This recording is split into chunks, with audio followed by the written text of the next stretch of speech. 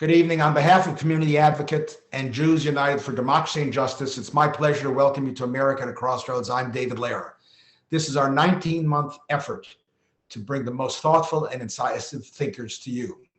You've seen our co-sponsors on the screen for the past few minutes. They range from a synagogue in Nantucket, Massachusetts, to the National Anti-Defamation League and American Jewish Committee in New York, to multiple institutions in Southern California. We are indebted to them all. Tonight, I'm standing in for my partner, Janice Kaminer-Resnick, who usually welcomes you. She's out of town. I also speak on behalf of the Executive Committee of Jews United. Janice, former Congressman Mel Levine, former Supervisor Zev Yarosovsky, Rabbi Ken Hasen, and Caroline Kelly. Our calendar over the coming weeks remains filled with timely and noteworthy speakers. Next week, we welcome Professor Noah Feldman of Harvard Law School. He will discuss the trajectory of American democracy, a topic of considerable concern. He'll be talking with Professor Larry Diamond of the Hoover Institution and Stanford University. Larry is himself a widely recognized expert in democracy studies. The following week, October 27th, we'll have one of our most popular speakers back, Pulitzer Prize-winning columnist, pundit, author, and baseball maven, the renowned George Will.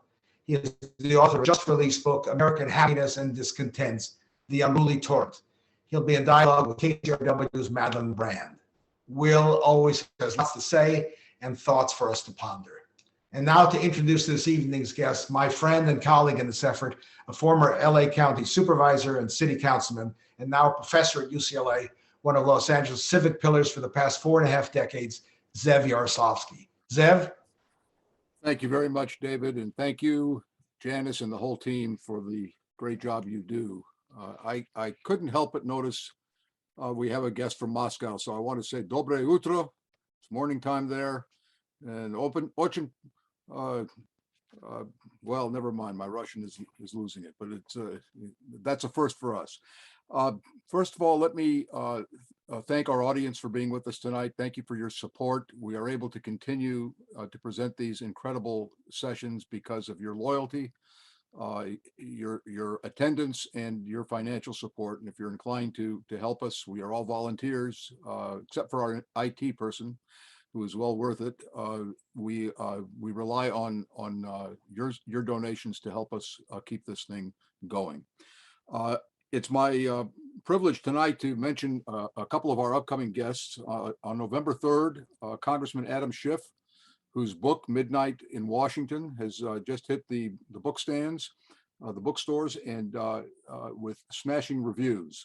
It's an incredible piece of work and one of the best books written in recent times by any political figure. He will be joining us with Warren Olney in conversation on November 3rd.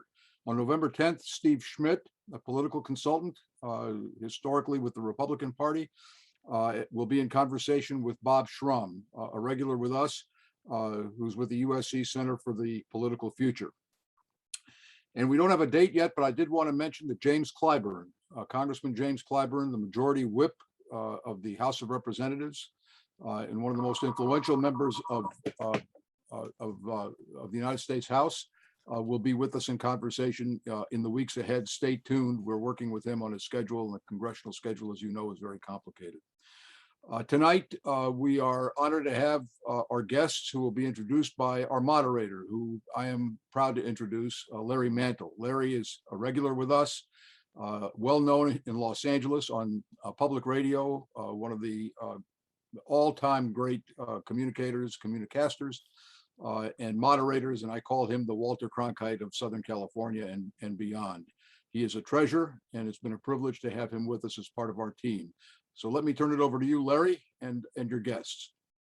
Zev, thank you so much. It's a pleasure, as always, to be with you for this. David, thank you so much. And thanks to Janice and to Mel, all of the team that puts together these outstanding programs. And it's surely an honor for me to be able to be in conversation with the terrific guests who are part of America at a Crossroads on a weekly basis.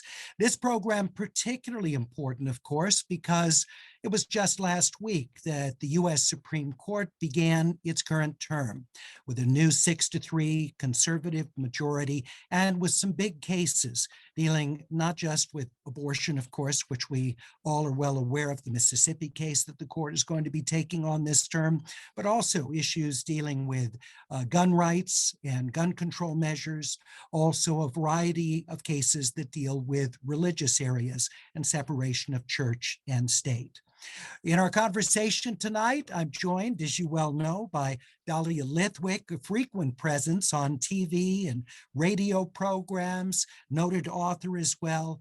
And she provides analysis on legal and political issues and is a very frequent presence on so many of the top programs nationally.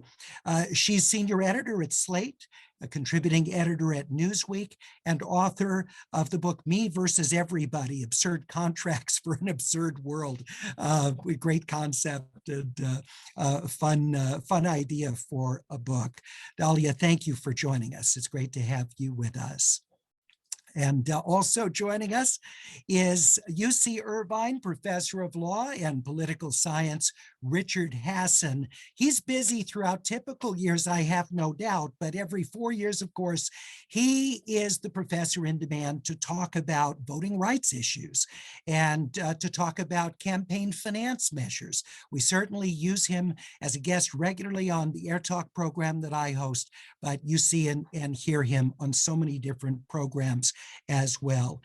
He is the man during the presidential election year. He co-directs UCI's Fair Elections and Free Speech Project, and he is professor of law and political science at UCI. Rick, it's a pleasure to talk with you again. Thanks so much for joining us. So we have this new conservative majority with Justice Amy Coney Barrett reinforcing the conservative block of the bench of Associate Justices Clarence Thomas, Samuel Alito, Neil Gorsuch, and Brett Kavanaugh. We've got Chief Justice John Roberts, and then the liberals Sonia Sotomayor, Elena Kagan, and Stephen Breyer. So this is a heady time for conservatives who are hoping that this court essentially does for conservative viewpoints what the Warren Court did for liberal causes. And Dalia, let me start with you. Do you think that's a fair comparison? Well, first of all, thank you, Larry. Thank you to the organizers. It's really a treat to be with you. I think it's a fair comparison for certain, although I think it's probably useful to just locate that the Supreme Court has almost universally been a very, very conservative entity. And we sometimes think, particularly I think Americans are very fond of the notion that the court is, the great defender of individual liberties and rights. And, there was Brown v. Board, and there was Roe v. Wade, and there was Obergefell.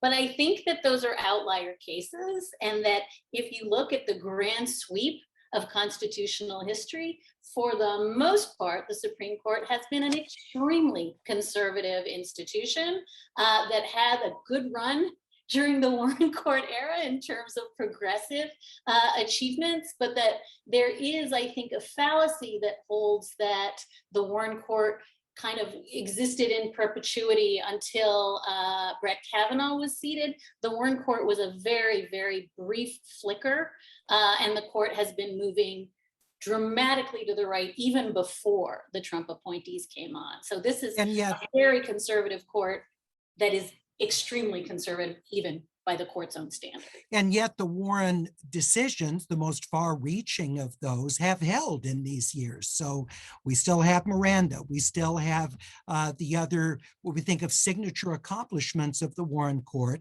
despite a more conservative court that's followed. Those have held. They have held. We should talk about, one of the things that gets swept up and conflated into the abortion conversation we're going to have today, I think, at least about Dobbs, the Mississippi case, is that if the opponents of Dobbs get their way and prevail in this case, it's actually not just Roe v. Wade that's on the hook. It's Griswold versus Connecticut. It's all the antecedent holdings that protected sort of individual privacy and autonomy. So I want to be really clear that I think that the things that we believed, and maybe Rick differs with me on this, were bulletproof 5 years ago. No justice would have said Brown v. Board is not binding precedent. at their confirmation hearing. No one would have said Griswold versus Connecticut, the case that protected marital couples' ability to obtain contraception. None of that was in play. I think that stuff's in play. Maybe Rick differs with me, but I think we're moving very quickly from what was off the table to what is on the table.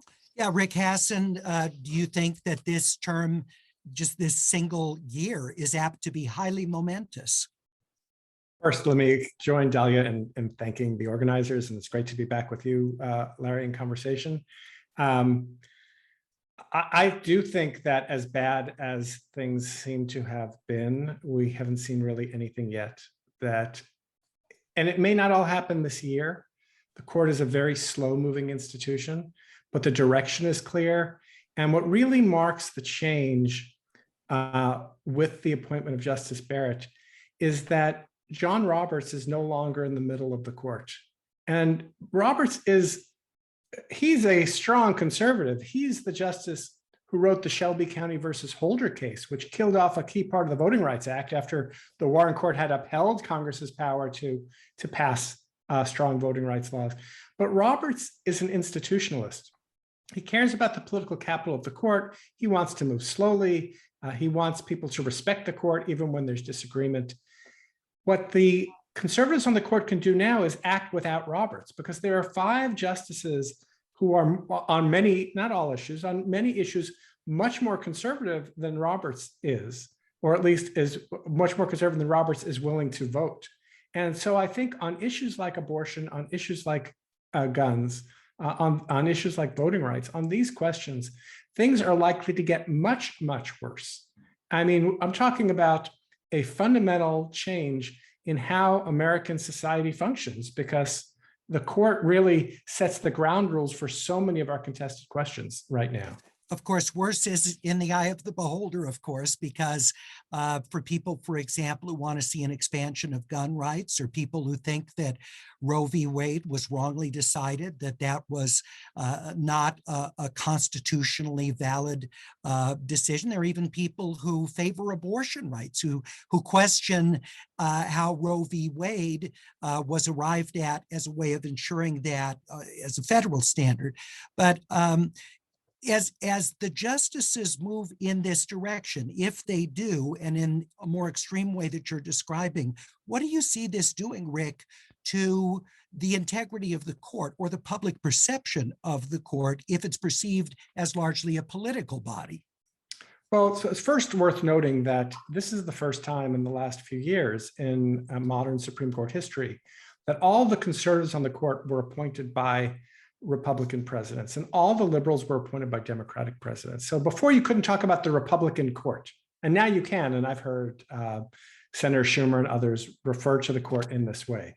And so I think the court has become seen as more politicized. And as the court has issued controversial rulings on these kind of temporary rulings on abortion rights, for example, there's been a decline in the court's popularity and acceptance, especially among liberals. And I think that this is going to continue.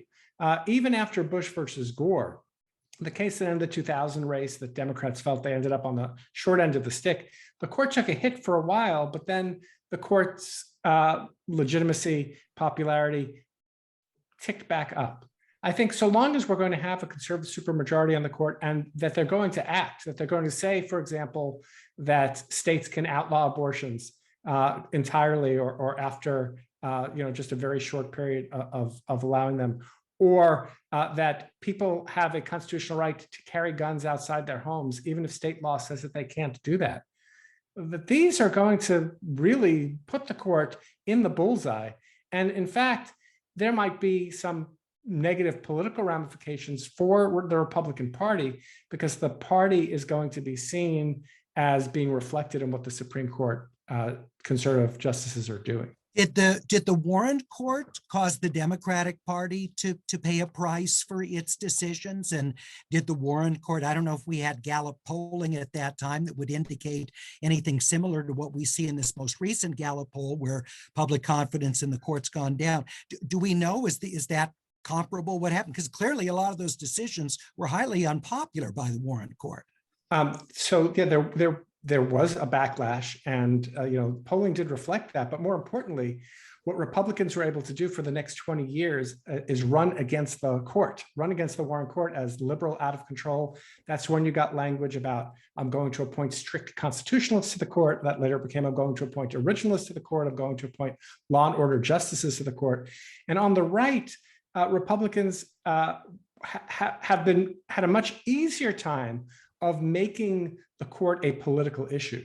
I wrote a piece before the 2016 election, a talking points memo, basically saying that the most important civil rights issue of our time is the composition of the Supreme Court, and that Democrats need to wake up about this. And it didn't happen until now, when you've got this conservative supermajority and people realize what's really at stake, because the court operates in opaque ways. I mean, just to take a step back, they hear arguments in cases that are not televised. They issue opinions months later in dense prose that no one can really understand. It has to be mediated through someone else. They do everything they can to insulate what they do from the kind of popular scrutiny. I mean, it's a fight to even get the audio of their arguments released. But at some point, it's not going to be. They're not going to be able to hide behind when they make radical decisions like allowing everyone who wants to carry a gun in the United States. So Dalia, how do you see that? What do you see as the potential effect on public perception of the court?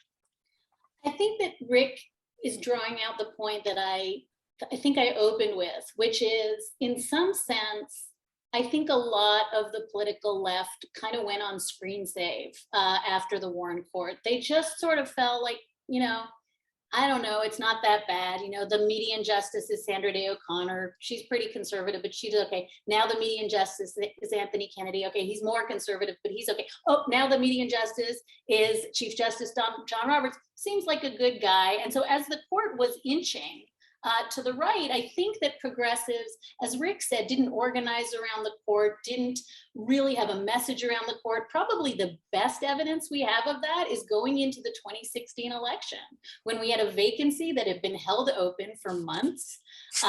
Merrick Garland was just being stymied. He wasn't even getting hearings, much less a vote.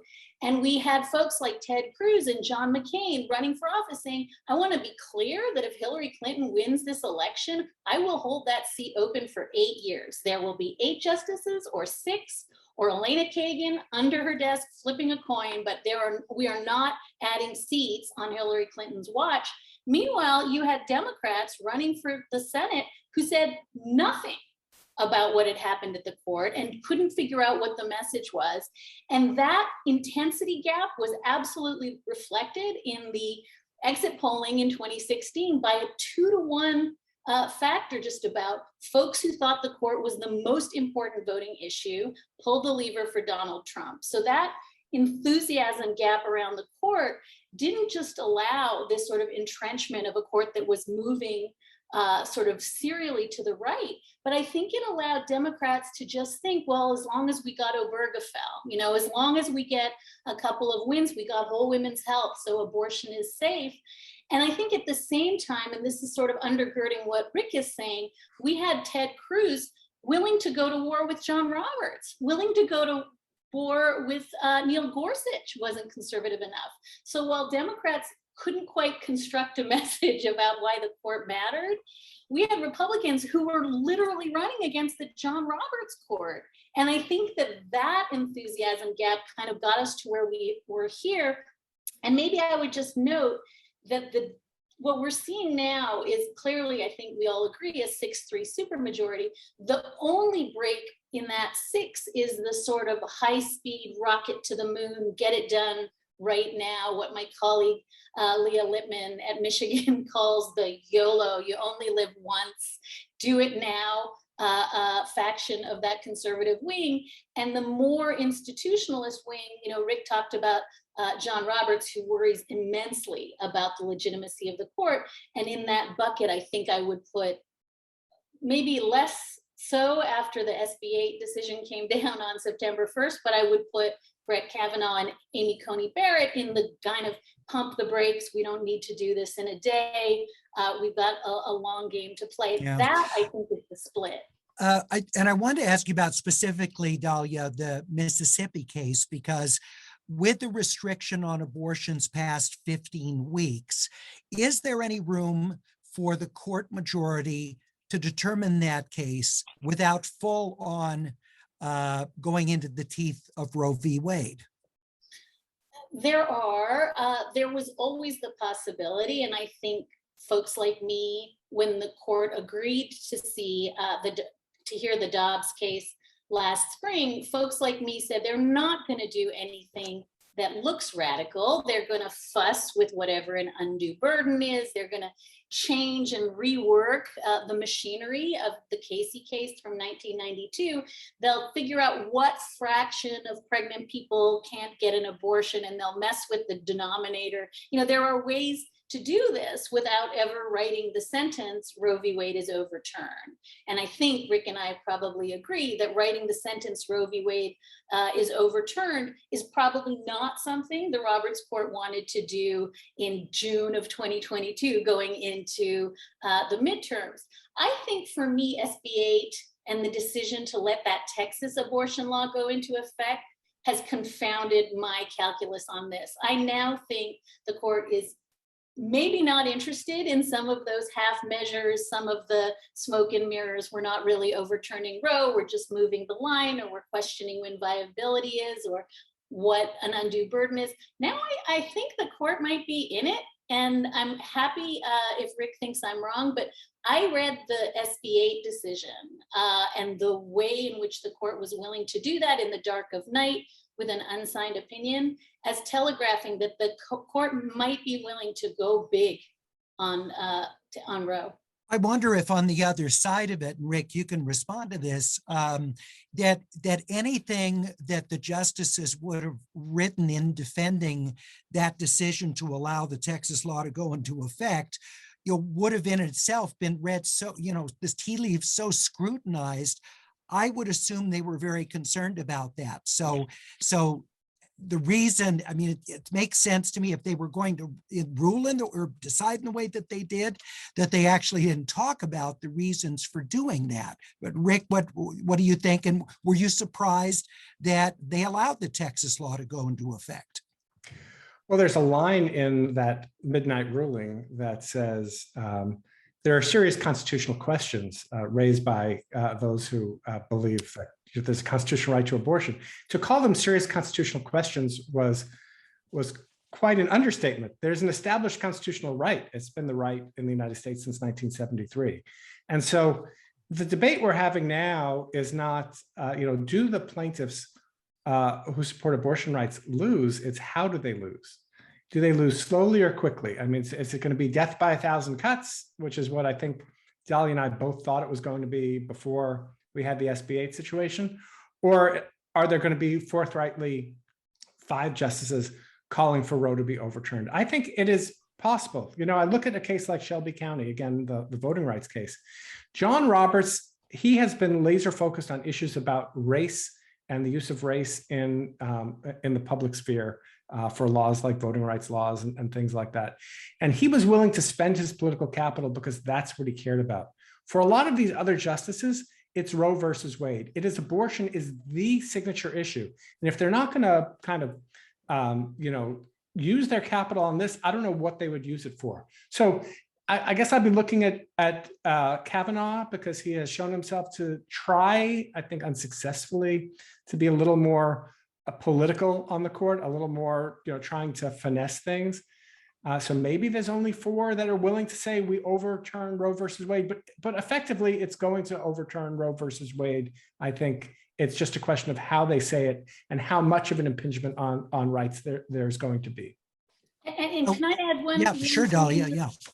One tiny note, when we talk about John Roberts institutionalist as compared to, let's saddle up and go, which I think we see from, varyingly from Justices Alito and Thomas and Gorsuch. I think one other thing that's really interesting about SB 8 is SB 8 was the Supreme Court acceding to the proposition that a state could overturn Roe v. Wade, that their precedent, right, from 1973 could be set aside by this clever bounty mechanism that immunizes the state from judicial review. So one of the things I think that Rick and I are both flicking at here, but I wanted to say it explicitly, is that in a weird sense, what was on the hook in SB 8 is the Supreme Court going to agree to have its role as the arbiter of constitutional rights completely tanked by a clever state mechanism? And I think, again, and we can talk about the shadow docket and what it means that this happened in the dark of night, but I think that the court's willingness to say, dude, our hands are tied, they just outfoxed us, surprised me only insofar as I might have expected more than 5 votes for, we may be for overturning Roe, but please don't slink around behind our back and do it from, you know, a state court sort of mechanism, because that is unseemly. And let's talk just a little bit about, for those that aren't familiar with the mechanism, because many of our viewers, I'm sure, are aware of it, but others might not be, that the enforcement mechanism in the Texas law is that members of the public can report someone who is at all involved in the process, even as I understand it, and Dahlia, correct me if I'm wrong, giving a ride to someone, to a provider who performs an abortion, that it allows for the public to be the enforcement mechanism of this law. That's exactly right. Other states have passed 15-week bans and 18 bans and 6-week bans. This is not new. What Texas did with this 6-week ban, and we should be really clear, the line of viability is at about 23, 24 weeks. But what Texas did very cleverly is it said, there's no state actor enforcing this, so there's nobody to enjoin. The abortion providers cannot say that this or that state actor is enforcing the law, because the people enforcing this law live in Tennessee and Vermont. And it's anybody who thinks that an abortion has happened, or that someone has, as you said, aided or abetted an abortion. So that is the Lyft driver, it is the guidance counselor, and all those folks are now in the hook. And as I think we said, but let's say it again, there's a $10,000 reward minimum for prevailing in those civil suits. And so what they did was they constructed a mechanism to get around a court enjoining a state actor. That's what's new about Texas. I want to talk about religion before we go to our audience questions, and we may have some about that, but I know there are cases that are coming before the court that deal with where the line is drawn between church and state, and government funding that would go to either students who are at schools where religion is taught. So Rick, I wonder if you can talk about, from your perspective, what you think is the biggest of those cases and what the potential effect of the court's decision could be. I'm going to have to punt to Dalia on those cases because she follows them much more closely than I do. But I'll just say briefly that religion is another good example of John Roberts being really hesitant to move quickly. So I think 2 terms ago, we had a case called Trinity Lutheran, where it was about providing the pads that were used in playgrounds so that children don't get hurt when they fall off the monkey bars, and whether or not a religious school wouldn't be entitled to get funding for that, while secular schools would. And there was a footnote that basically said, this is limited to pads under monkey bars, just about as narrow as you can get. And so I think this is, right now, the court is going to face both issues about religious liberty as well as issues about religious liberty clashing with rights for LGBT people. And that sort of conflict, I think, again, with Roberts not in the driver's seat, things could move much less incrementally than they have in the past. But let me just turn it to Dalia to talk. Yeah, all right, great, Dalia. Right after that Trinity Lutheran case that Rick mentions, there's a 2020 decision in a case called Espinoza versus Montana Department of Revenue that pulls on that thread. Right now, it's no longer just, hey, you can't withhold, the rubber recycled tired stuff on the playgrounds. Now the court says if any state decide to offer private education subsidy programs, then no private school can be disqualified because they are religious, right? So that is a sea change in what we had had for years and years and years in terms of taxpayer funds going to religious schools. And the follow-on to that, as sure as night follows day, is a case that we are now getting this term called Carson versus Macon. It's a Maine rule that actually is quite specific to Maine because it's a kind of very strange arrangement where in so many rural areas, Maine will provide funding for students to go to private schools, but not to, quote, sectarian religious schools. Now that is being challenged with, again, the idea that if once you are funding private schools, you cannot discriminate against religious schools. I think maybe I would just end this by saying we had a religious liberty case last year in Fulton that was the foster care agencies that didn't want to put children in same-sex homes, but didn't want to be precluded from state funding. That is seen if you sort of construct the narrative about, oh, they were all, 7-2 and 8-1 decisions and the court didn't do anything dramatic. That was one of those cases that was seen as the court coming together to effectively do nothing. But what the court in fact did was something very, very radical, which is to say, as long as these foster care licensing programs have any exemptions available, then no religious entity can be subject to being not licensed regardless of, in that case, the Pennsylvania civil rights laws. So I think that I see both the school funding case and all the COVID cases that we saw in the past term, where the court was, again, on the shadow docket, jumping in to set aside public health rules because folks wanted to pray, to get together to pray in COVID. And all that was happening, not just on the shadow docket, but in some cases, orders saying, you dummies, didn't you read our last shadow docket order? That's the new law. So I just think that the progression of favoring religious liberties, even when public health is implicated, even when taxpayer funds are implicated, is absolutely one of the things that really is on a rocket. That's going to happen very quickly. Let's just back up for a moment and talk about the shadow docket, just to describe what it is, because these are things that come to the court, not in the typical arguments that are presented and the justices asking questions of the litigants on both sides and coming back months later with a decision. These are typically brought through emergency action to the court for the court to decide, and sometimes, as you were just saying, Dahlia, with minimal information about, in the case of Texas, why it decided to allow that law to go through, despite how it relates to Roe v. Wade. And Rick, I wonder if you could just elaborate a little bit about the growth in the so-called shadow docket cases, because many of these came from the Trump administration over the past 4 years. Right. So the court has always had a procedure to take emergency actions. And in the area that I follow most closely, voting rights, that's a very common place where the court seeks or the court gives orders when people seek emergency relief, about keeping open a polling place or changing a voting rule.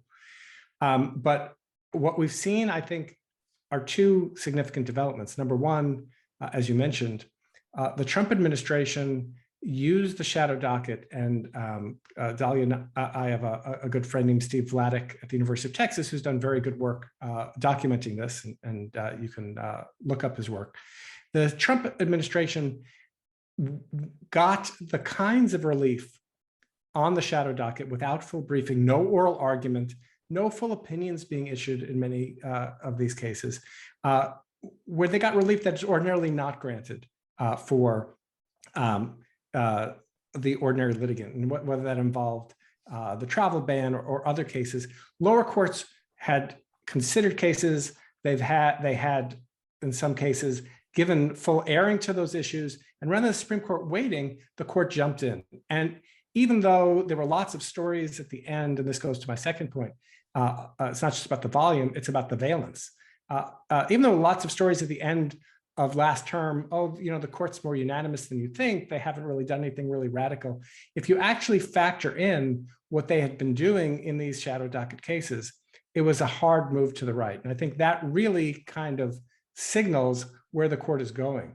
And it's moving to the right without accountability. There was a pretty remarkable speech that Justice Samuel Alito gave about a week ago now at Notre Dame, where he defended the court and said, oh, nothing untoward is happening. This is what the court always does. There's nothing to see here. And how dare people impugn our integrity? Well, I think that when the court doesn't hold full oral argument, when it doesn't give reasons for making monumental decisions, it is fair to question whether or not that's the kind of justice that the American people deserve. So are you saying even in these cases where, unlike the Texas case, you've got a full lower court decisions with judges explaining reasoning behind allowing something to stand or striking it, that even in those cases, the justices have not indicated what it was about the lower court's ruling that they found needed to be overturned? Right, that is true. In a number of the voting cases that I followed very closely, there were a lot of challenges related to COVID and the election, whether or not you extend the time for handing in absentee ballots. There was case after case where the court didn't issue an opinion, and then some of the justices would issue their own separate opinions. So Justice Kavanaugh would say, let me explain to you why we're not so radical. And Justice Kagan would come back and say, no, this was a ridiculous thing you did. And they're fighting back and forth as to what the court did, but the court itself is silent. It's just, this is stayed pending a further petition or something like that. Really nothing from the court that serves like the kind of reasoning, right? So we don't expect the Supreme Court to be an oracle that we just go to our magic 8-ball where you just go to the court and they give you an answer. It seems to be true, right? We expect reasons. That's how our system of law works. The court has to justify what it's doing. And when it does that, then people like Dahlia and I and others can look at it and say, is this strong reasoning? Is it weak reasoning? What is it based upon? And argue for changes in the law when there should be changes. But when the court acts without saying anything, there's really nothing to criticize of substance. And you have to, and I think the mind immediately goes to, what is the result? Because that's all you get from the court. Let's talk about the commission that was created through executive order from President Biden, the Presidential Commission on the Supreme Court, which may soon be releasing its recommendations about not just the Supreme Court, but other federal courts as well. Dalia, your thoughts on this and what you think we might well see from this commission? My own sense is that the commission, and I could be proven wrong, but I don't think a lot of folks who are watching it believe that they're going to come back with flaming swords of justice. I think we're going to get some recommendations that, maybe to expand the lower circuit courts, some recommendations, some thinking about, 18-year term limits. We are certainly not going to see, I think, the kinds of fixes proposed that a lot of folks who feel that this is exigent, who feel that we have this 6-3 supermajority that, and we haven't even talked about the voting cases, but, fundamentally gutted Section 2 of the Voting Rights Act, with the stroke of a pen after doing Shelby County a few years earlier. So this is a court that is actually participating in sort of the subversion of democracy itself, and that can't wait for 15 years or 20 years for some of these recommendations to come into play. But I think maybe the more urgent point is the commission was named by Joe Biden because he was getting a lot of pressure to do something very, very serious on the structural court reform. Like expand the Supreme Court. Like pack the court. I think he was being asked in the presidential debates, and this is around the time that Justice Barrett was being seated when voting had already begun in the 2020 election. And I think in some sense, this became a way of not just kind of kicking the can down the road, but immunizing the whole conversation. And so throughout this past few months, as we've seen these shadow docket decisions, not just about abortion, but about remaining in Mexico and about the eviction moratorium, As the pressure mounted to do something about this court, the answer was, oh, we have a commission. So I worry a little bit that the commission became a placeholder for actually doing something in a very compressed amount of time that something might have been done. But how do you respond to conservatives who say, well, you want to do something now because conservatives have this supermajority. We didn't hear that in the past. Justices voting according to their ideological convictions is nothing new. The liberal justices on the court do that. You can predict exactly where they're going to come down on all these different hot button issues that face. So what do you say to them who say, well, why you want to change the rules now that there's a conservative supermajority? I'll let Rick talk about the elections piece because I actually do think it's existential, but I think I would just say there are two things in a democracy that make a court legitimate despite personnel changes. One is, as Rick just described, you show your work. You give us an opinion, you allow future courts and the public to rely on it. And that really has been vaporizing in these shadow docket orders that are really rejiggering democracy for millions of people. But the other thing is precedent. It's stare decisis. It's the notion that you don't just willy-nilly do away with longstanding precedent because somebody else has come to the court. And we have seen a real willingness from justices like Justice Gorsuch, to a lesser degree, Amy Coney Barrett, but certainly from Clarence Thomas, to just say, I'm not bound by precedent. And I think that those are markers, not of this is a left-right problem. I think it's easy to fall into that kind of conversation, but of a court that is now staking its reputation on power as opposed to reasoning, and willing not to be bound by what has come before. Those have nothing to do with right left. Let me move on to some of our viewer questions. And please, if you're asking a question in the Q&A, please include your location. That would be very helpful for me to be able to share that where you're asking the question from. Let's see, we have Tom who asks, what are the most important voting rights cases coming up? You want to take that on, Rick? Sure, but let me just add to what Dahlia said first about, isn't this just more of the same, a conservative might say, looking at the court. And I would say that we have this really odd system where we imbue these Supreme Court justices with so much power, and how that power gets transferred depends completely on actuarial tables. So Justice Ginsburg decided to roll the dice and stay on the court, and then she died at the wrong time.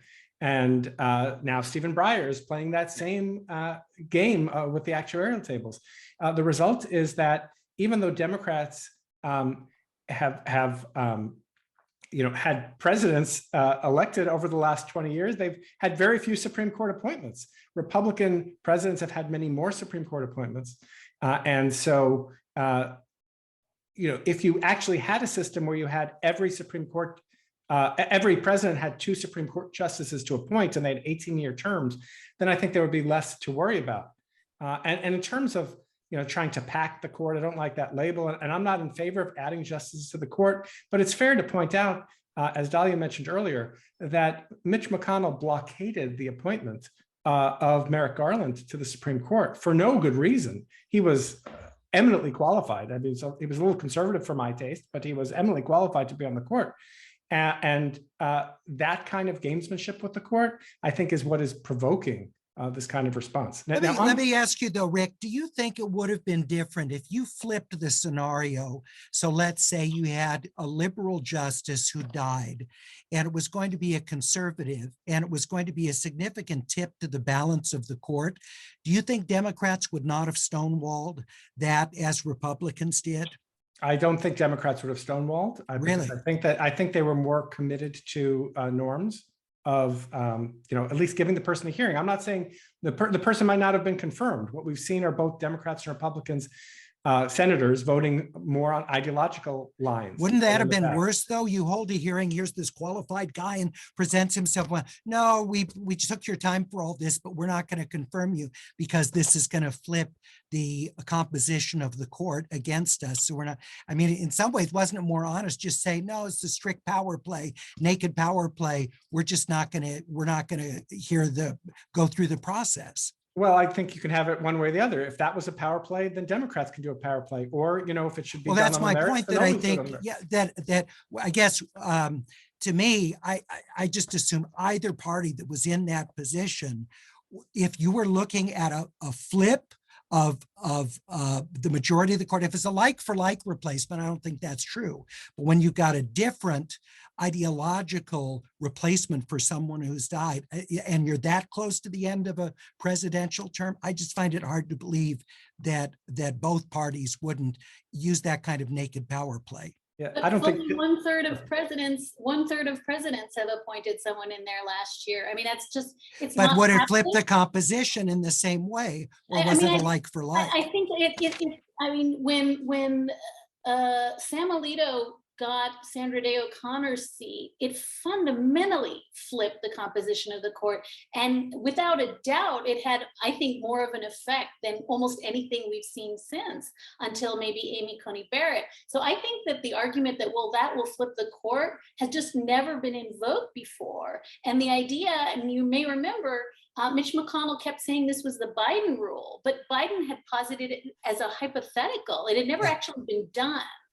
This was the first time it was done. I think that's what Rick is saying. Okay, let's move on, because we're almost out of time. We need to move on to other topics. So Rick, voting rights, biggest case, you think? Right. So there's no pending case right now, but Dalia mentioned the very important case that just was decided called Brnovich versus Democratic National Committee, where the Supreme Court undermined Section 2 of the Voting Rights Act, which was the remaining tool. The court had earlier in Shelby County eliminated Section 5 of the Voting Rights Act, which applied to certain places with a history of discrimination. It had also decided a case called Crawford versus Marion County, which made it hard to bring constitutional litigation. So what the Supreme Court has done over the last 12 years is taken away every quiver that voting rights lawyers have in the federal courts. You know, I think there's not much more damage that the court can do in the area of voting rights, but what we're going to be watching going forward is redistricting, because every state, every locality is going through redistricting right now. There are going to be challenges that are going to be brought. The signals from the Supreme Court, the court recently decided that partisan gerrymandering claims can't be brought in federal court. So is the court going to meaningfully apply Section 2 of the Voting Rights Act to protect minority voting rights when it comes to districting? That's the question that's not before the court, but should be by the end of the term. All right, another question. Lois asked, do you think the court might pull back a bit because of public pressure and criticism that's so widespread? And I would add to that the Gallup poll, which shows over a short period of time a decrease in public approval of the court. Dalia? Yeah, and I think this is in response to your earlier mention of this, but this is the lowest number in Gallup polling history. That 40% we're seeing now. The Marquette poll had 37%. These are historically low numbers since the polling has begun. You know, I had thought that the court might pump the brakes, given that they started the term in this kind of crazy hair on fire post SB 8, all of these speeches that we've referenced. I'm not seeing pulling back. I'm seeing doubling down. I'm seeing all three of Justices Barrett, Thomas, and Alito giving incredibly incendiary speeches, blaming the press, by the way, for the polarization, suggesting that they are in fact oracular umpires and that the press is politicizing the court. So I'm not sure that I'm seeing a taste for pulling back even in a midterm election year. I get the sense that the more they are poked, the more they punch back. All right, we have another question. This is from M. Ratner. What are the chances Justice Breyer will resign to allow President Biden to nominate his successor? Rick? Well, you know, I thought that Justice Breyer was going to resign last summer. You know, a typical time to resign is near the end of the term. The court's term runs from the beginning of October till the end of June, typically. and so just as announced in the spring or at the end of the term. He's got another few months where he could do something. I would hope he would do that because we could certainly have a situation where Republicans take back control of the Senate in 2022, and they do not allow an appointment. Unlike you, I don't think it has anything to do with it being a special seat. They'll be very happy to hold a 7th conservative seat open should Donald Trump or another Republican get elected president in 2024. If that happens, would you expect, Rick, that there would be a move with a Democratic president and the next time there's a Democratic majority to expand the size of the court in response to that? Yeah, but who knows when that will be? Democrats are poised to potentially lose control of both the House and the Senate.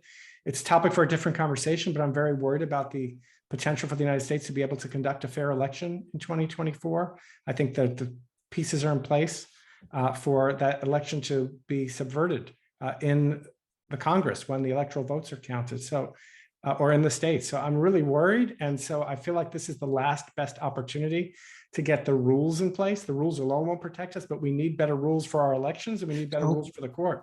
Let me just clarify. So you think that if state legislatures move to try and strike certain votes that would be against what the majority of those legislatures want to see, that the Supreme Court would not intervene?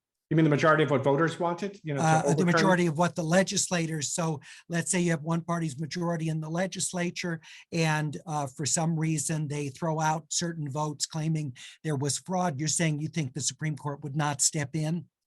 I think if it was in a presidential election and the state legislature overruled the vote of the people, I think there's a good chance the Supreme Court would not step in. Really? What leads you to that conclusion? Observing the court and how it behaved in the 2020 election. And there were 4 justices who expressed a belief in something called the independent state legislature doctrine. No time to get through all of this now, but it does suggest that some of these justices have a very strong view of the power of state legislatures to do things, even against state Supreme Courts and state constitutions and governors. So it's really a precarious situation right now. And it's something that's not getting nearly the attention it needs to. All right. Let's see. Jordan asks, what do you think of several justices? We've talked about this openly defending the court from critics. Isn't this very unusual? Dalia? I mean, look, the justices have been complaining about critics in the press for the 20 years that I've been covering the court. On this issue, they are nonpartisan. They hate the press, and they think that we're sloppy and careless and sensational. So in that sense, it's not new. What is new is for the justices to give these primetime speeches where they absolutely, by name in Justice Alito's case, go after law professors, go after journalists, blame them for politicization, and then claim the court has absolutely nothing to apologize for, has done nothing extraordinary. There's this sense in which they are shooting the messenger, that we are just saying, this is happening, red alert, this is happening. And the justices feel as though their own legitimacy is on the line. Instead of pulling back, as we discussed, they just punch down. And I think that where I saw it this year that was remarkable, and I covered Bush v. Gore, was that the curtain raisers that every single mainstream media outlet did mention those polling numbers and mention those speeches. Usually they're very anodyne descriptions of doctrine. This year, issue 1 was that the justices were punching back because they felt under threat. That is new. Also, I wanted to ask, because we have several attendees who've asked about any cases dealing with racial preferences or affirmative action programs, whether in colleges or elsewhere. Rick, any cases that are on the docket for this term? Not yet, but I believe it's the case coming out of Harvard that is potentially pending. They may not go there this year. They're doing the Second Amendment and doing abortion may be enough for them. The last was maybe a year ago, the court turned down 10 gun cases after one of the earlier gun cases they had taken became moot. They may not want to do everything at once, and they do want to write opinions that are going to, they would hope, convince people that they've done the right thing. So I think affirmative action is on the chopping block. I just think it might be a year or two down the road. And certainly the Chief Justice Roberts has a lot of control over the calendar. So even if the court agrees to hear one of those cases, it would be pretty easy for the court not to do that until next term. So we wouldn't get an opinion before the midterm elections. For sure, it would come afterwards. So I want to give each of you just a minute to sort of wrap up your thoughts. And if there's a case we didn't get to that you want to point out briefly why you think it's important and to highlight that for us. Rick, let me start with you. Your thoughts about this term and any case we've not talked about you think we need to keep on our radar. Well, I was told by the moderators that you like to end on a positive note, which is hard to do when talking about the current Supreme Court, at least from the progressive perspective. But what I would say is this, at least people are waking up. The fact that the Gallup polling numbers are out there and the court's popularity is decreasing, that I hope will send a signal to these justices that they're going to move too far and they're going to lose some legitimacy. When there does not appear to be a line between law and politics, courts lose the ability to do what they do. So I'm hopeful that at least some of this public reaction can rein in some of the worst impulses of some of the justices on the court. Rick Hasen, thanks so much. Dalia Lithwick, same for you. A version of what Rick said. I worry because I think that by going after the Voting Rights Act, by allowing partisan gerrymandering, by really turning a blind eye to redistricting and the racial valence around that, the court is doing what I think is not just business as usual conservative work. It's in many ways disassembling democracy. And we haven't even talked about what it's trying to do to sort of the administrative state and the federal government. Those things worry me. Like Rick, I try to find the sort of positive construction of that, and here it is. I tell people that when I was camping at Yellowstone Park, the rangers told us, if you see a bear, look larger than you are, which defies all laws of physics, but is actually pretty good advice. So I think this is really a time when people who feel that the court is absolutely omnipotent and they have no power have to start to look larger than they are. And that means waving your arms around and saying, we see you, and please, by the way, don't blame the press. We see what you're doing. So I really feel like, having started from the proposition that I think we were asleep at the switch, at least on the left for a couple decades, I think people are not asleep now. And it's a bad time to say it's hopeless. It's a really good time to look larger than you are. And I think folks are starting to do that. And we're almost out of time, but just real quickly, Dalia, do you think that we're going to be seeing state legislatures, potentially Congress, stepping in these areas where the court moves to the right?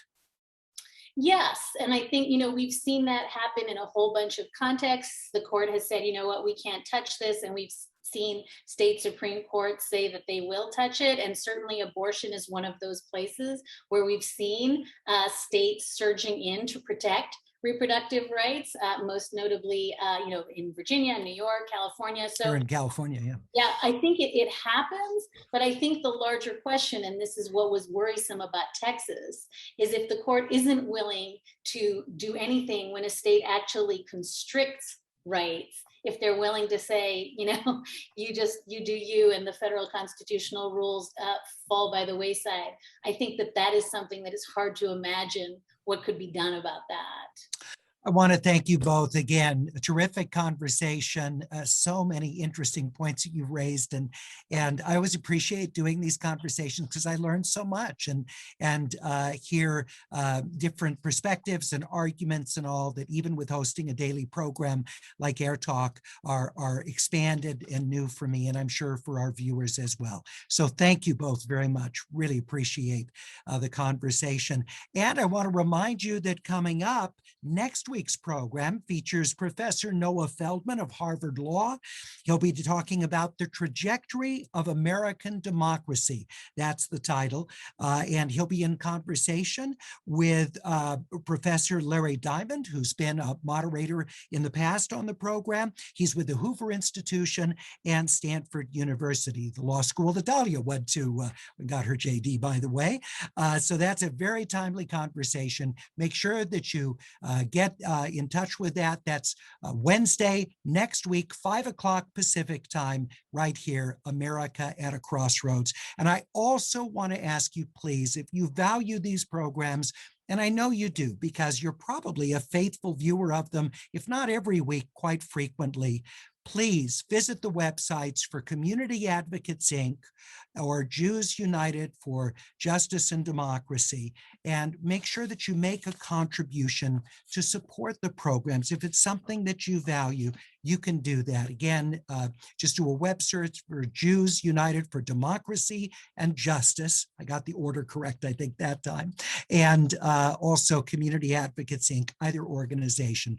Both collaborate on this with a number of other public-minded organizations that assist in the sponsorship. Thank you so much and have a very good evening.